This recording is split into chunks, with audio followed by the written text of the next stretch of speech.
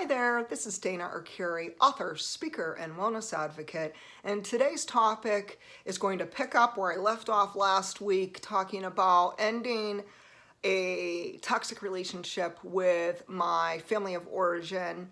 And if you'd like to catch up with that video, you may do so at your convenience. But in the meanwhile, let's talk today about the wonderful nuggets of wisdom learned through the dysfunctional and toxic family. So for anyone who has endured all the years of whether it's any kind of emotional, physical, sexual, or spiritual abuse from a relationship or your family of origin, or even a friendship, that there's so much that we could come away with, that there is an actual lesson in everything that we have gone through.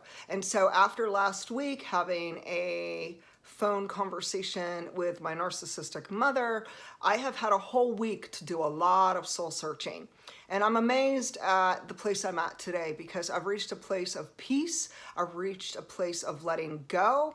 I've reached a place where I've decided to intentionally choose to not be bitter, but to be better.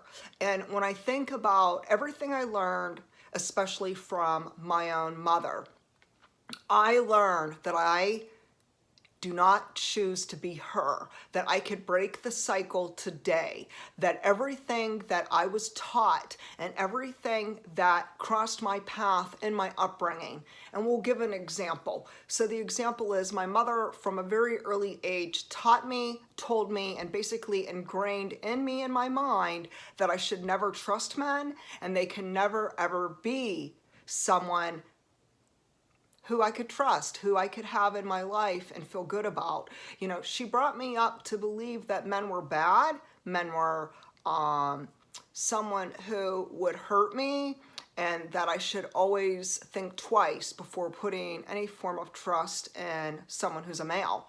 And so it really did place me in a position where I was raised not really certain about my father and having some heavy-duty father wounds. And I've had different challenges in relationships with men. You know, when I was dating and single back in the young days, when I was dating, there was always uncertainty about the people who I was with, thinking that they would hurt me and that I needed to be careful. I needed to guard my heart. And while it's true that we need to guard our heart, it's true that we need to use wisdom and we need to be aware of healthy boundaries and create some good boundaries with relationships, both male and female, that the takeaway today is, you know, this was a false belief. You know, how many times were we falsely told something? We were deceived by someone, and it might be a parent, it might be a sibling, it might even be a church, it might be some organization, it might just be the way our traditions and upbringing and the things that we practice on a day-to-day basis, you know, that kind of lifestyle, there could be hidden within it false beliefs. And so you yourself might have some false beliefs that you have learned today through maturity that they're not true.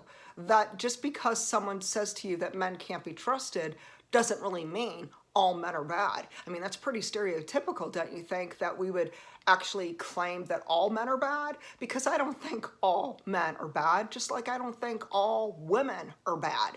You know, when we really take a good look at our healing journey, we could see that everything we were taught and everything that was basically learned behavior, we could just take a better, closer look at it and choose to be different. We don't have to be like the people who raised us. We don't have to live the lifestyle that they chose for us. Once we're free of them, once you're free from that narcissistic person, whether it's a spouse, some kind of romantic interest, or actual family of origin, you know, you get this freedom and this empowerment where you could change, where you could finally say, hey, I'm going to break the cycle. I'm not going to live that life that they chose and that they lived. Instead, we could just go onto a completely different pathway. And so I was looking at my one calendar, and here, I'll show it to you real quick. So this is what I saw, and then I'll read it to you. So it's this real pretty, looks like a sunset, and it says, it's all about finding the calm and the chaos. And isn't that the truth? That in the midst of chaos, in the midst of our messy moments, I mean, we're talking the morning meltdowns and the horrible trauma and the tears and the trials and heavy duty things that come our way, that we can choose to either let it get the most of us and bring us down and make us bitter, angry people, or we could become better from it. We could actually rise up above the hardships and we could be victorious, that we have the power within us to make changes. And I feel like this week that's something that's really been pretty much on my mind. I've been focusing every day on gratitude, and so I'm looking at things in a different fashion, and I've actually had some pretty radical thoughts that I never thought I'd get to this place. I mean, I am kind of like taken back that I'm at this place, which I consider actually a really good place, where I'm able to, in a very calm way, look at the horrible things that were done to me. We're talking child abuse, we're talking date rape. You know, we're talking statutory rape. I was only 15. We're talking my midlife sexual assault by my brother-in-law. We're talking my years and years and years of trauma from child abuse, and even as an adult, verbal abuse, emotional abuse from the toxic siblings and narcissistic parent. And I'm at this place where I've decided they're not going to hold me captive. They're not going to turn me into a bitter person who is hateful and negative, and I have all this negative energy just kind of like spewing out of my pores. Instead, I choose to rise above it and to let it go. Just let it go, because it's too heavy. I'll be honest, it's too heavy of a burden for me. And instead of letting it just bring me down, I choose to let it go and release it. And it's not coincidental that my theme words for 2019 is release and heal, because I keep coming upon it over and over and over. Release the trauma, release the tears, release the darkness, release the things that kept me captive at one time, that have held me back from being the person who I deserve to be, who I'm called to be. And instead of letting it just make me into a victim, instead I choose to rise up and be a survivor.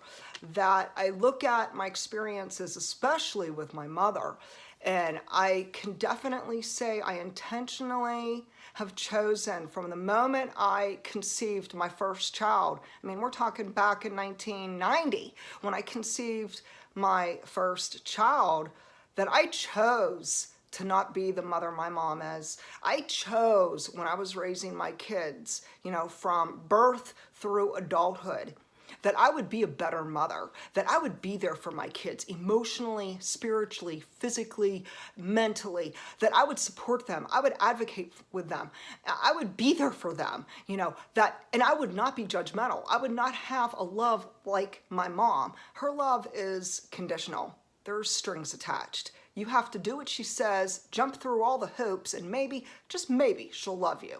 Maybe, but maybe not. You just never know. And instead, I thought, no, you know, the whole thing about being a parent, I have to say, is we have the active choice to break the cycle and to not allow our kids to go through the horrific ordeals that we've gone through. That we have this moment in time right now, this present moment, to say, I'm stopping the cycle. My kids deserve unconditional love. My kids deserve that agape love. My kids deserve my respect and healthy boundaries, and for me to teach them and show them that I love them no matter what. It doesn't matter if they have piercings all over their body or tattoos up and down covering their body. It doesn't matter what gender preference and sexual preference and lifestyle choices and jobs and occupations or failures that they have, that I love my children no matter what. It is not based on the way they look, who they date, who they marry, or if they choose to never marry and never have kids. It's not based on whether they're wealthy and successful people or whether they're on unemployment and they're at rock bottom. It doesn't matter whether my kids fail or my kids succeed. I love them for who they are on the inside. And that's what a real parent's love is all about. And I really wanted to bring this up today because I didn't get that kind of love. And maybe today you realize you never had that either. You never had unconditional love, that maybe you never even had love at all. Maybe your parent was either absent, distant, emotionally detached, spiritually abusive, emotionally, physically, mentally abusive and toxic.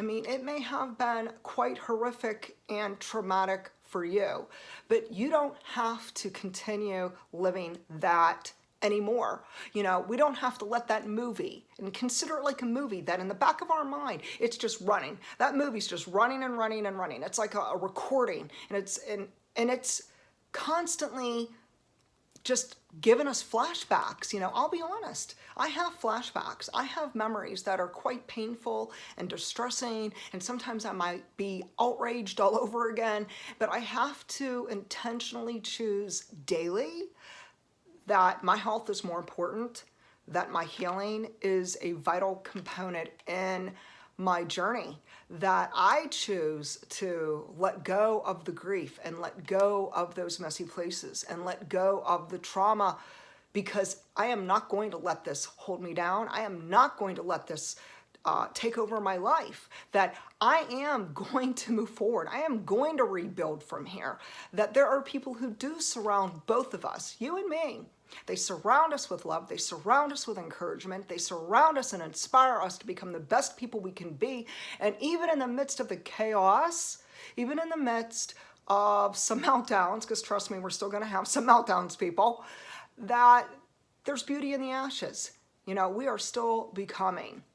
And today, I don't know what you're going through. I don't know if you feel so sad or angry or outraged or just kind of numb from the things that you've gone through in your childhood and in your early adult life and even things going on right now. But know that you have a choice. You could choose to be bitter or you could choose to be better. You could choose to be just downright outraged and have anger fill you with negative energy, or you could choose to daily and intentionally be aware of it. It's okay if we're angry. It's okay if we're downright ticked off at the things that happened. It's okay, but we don't want to stay stuck. And the whole purpose of this wonderful sacred journey, this healing journey, is to be able to really validate where we've been, address where we've been, to revisit those horrific places, but to not let it keep us there. The goal is never to stay stuck. The goal is always to rise above the hardships and to choose victory. And so today, I don't know what you're going through, but feel free to leave comments. Feel free to share where you're at. And you know, if you're in a place right now where you don't forgive those who hurt you, don't beat yourself up. There is no judgment. There is no judgment.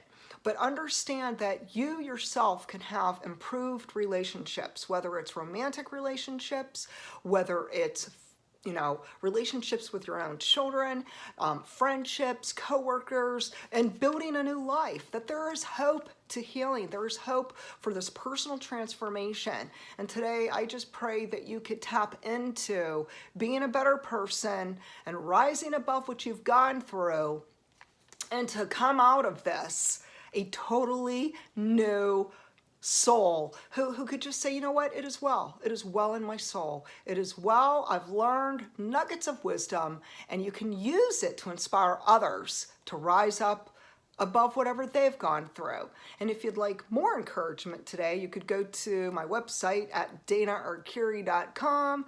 Thanks. Feel free to subscribe, like, and share with me what you're going through. Share with me, you know, are you at that place where you're able to rise above your horrific childhood and trauma and the narcissistic parent or any kind of narcissistic relationships? Or are you feeling kind of stuck right now?